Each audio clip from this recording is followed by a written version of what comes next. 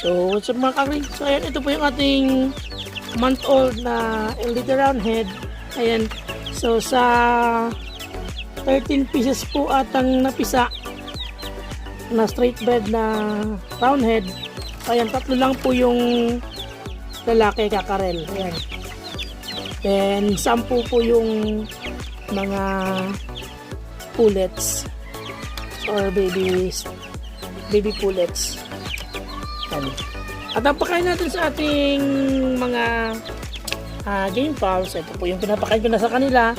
Ayan, Bimig Power Max, Baby Stag, Developer, Crumble, para po sa 22 days old hanggang 4 months old. Ayan, kung makikita nyo po, napakaliliksi at napakaganda. Dahil ang ating Bimig Power Max, Baby Stag, Developer, Crumble ay merong proven nutrition.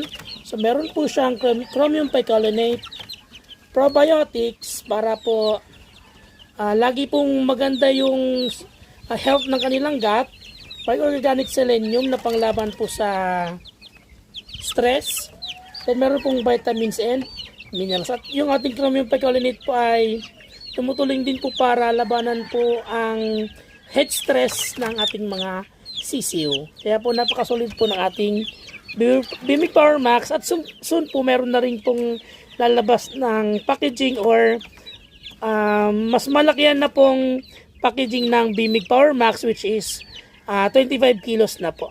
So inihintay ko rin po yun. Napaka solid. Ayan.